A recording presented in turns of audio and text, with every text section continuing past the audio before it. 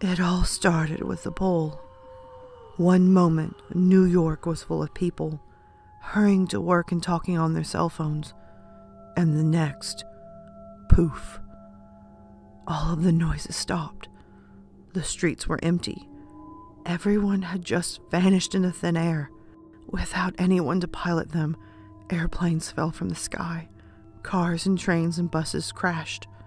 Fires started in buildings and parks. With the fire department unavailable and the nation in absolute confusion, they continued to burn through most of New York City. It would take days to put them out. Of course, after that was taken care of, questions were asked.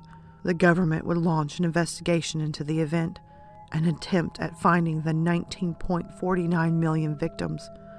Nothing ever became of it, though. The pool left no bodies, no evidence. Families mourned. Speculation ran rampant on the news. Conspiracy theories were passed around. But eventually the world started to move on.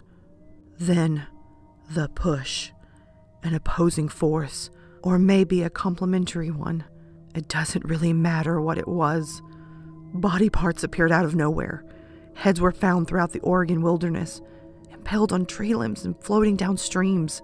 Toes and fingers were expelled from hollow-out trees and holes. Flowers bloomed, opening up to reveal human eyes. Questions were asked, sure, but nobody had any answers.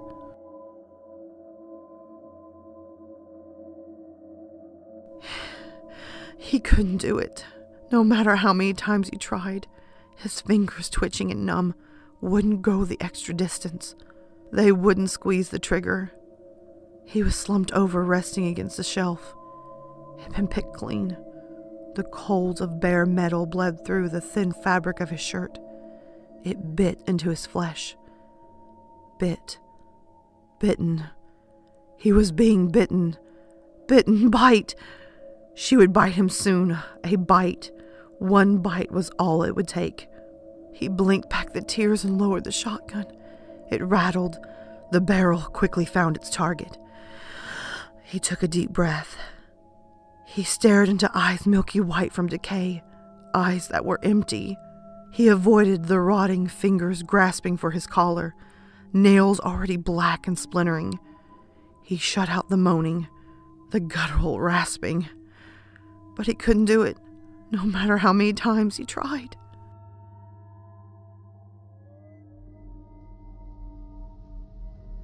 Want to know the truth about shadow people?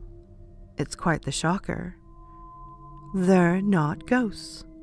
It might seem strange, but ghosts don't exist. Once you die, that's it. And they aren't demons. Since there's no life after death, heaven or hell can't exist. Demons can't exist without a hell to occupy. Shadow people are neither of these things. What are shadow people, dear listener? Shadow people are premonitions, modern-day doppelgangers, the universe's way of warning us. If you see a shadow person, someone you know is going to die.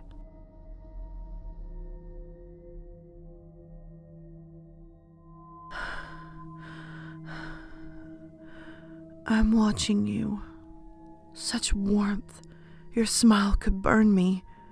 I've been here for 2 hours. Ever since you sat down and started napping. I'll stare until the sun goes down. Blonde hair, so long that it whips your face. Does it smell like strawberries, spring flowers? I want to sniff it, hold you close and feel your warmth, drink you in. Don't worry, my love, I'd never hurt you. But I'm afraid that the sun is going down. People are starting to leave the park. We'll be alone soon, and by then it'll be too late. I'll bite down your neck, all the way to where it throbs. I'll bite until the skin splits. I'll taste your sweetness. You'll be inside me, your essence, your life.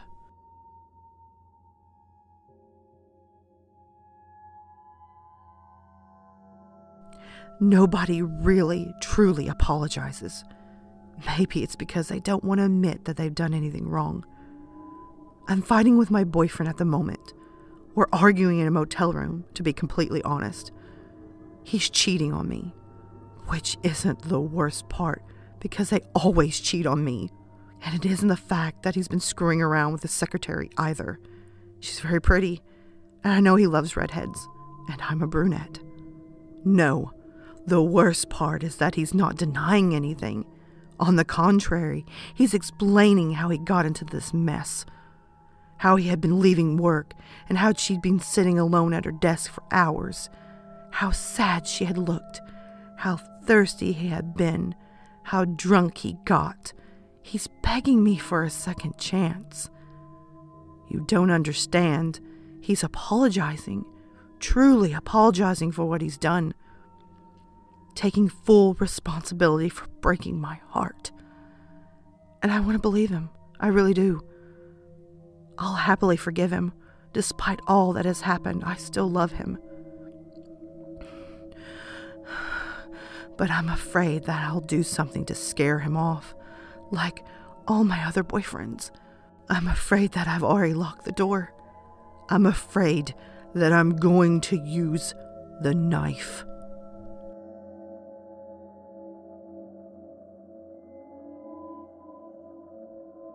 Come on, whined Danny's best friend. Play with me. Danny glanced back at his mother, napping in the recliner. Light from the television casted a faintly ghoulish glow on her face. She looked rather peaceful, happy.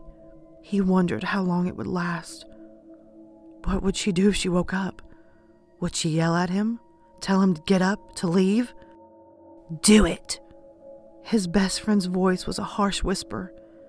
It hummed with a shocking kind of impatience. Danny sighed, and he straightened the metal fork. Then he jabbed it into the electrical socket.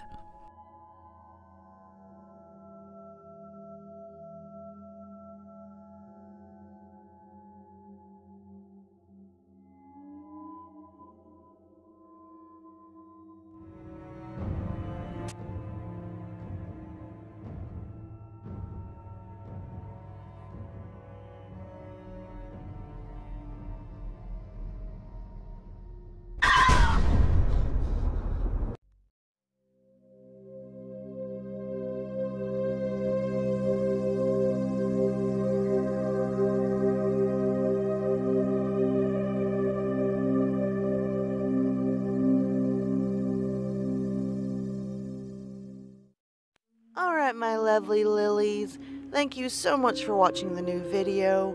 If you can, hit that subscribe and like button, comment below and tell me your thoughts. Also, don't forget to tap the little notification bell so you're always in the know on this channel. As well, guys, you can always find me on Twitter, Instagram, Snapchat, and always you can hit me up in my emails. Feel free to send me your stories, whether they're fiction or totally true. I'm always up for some great stories. And oh, by the way, until next time, sweet dreams.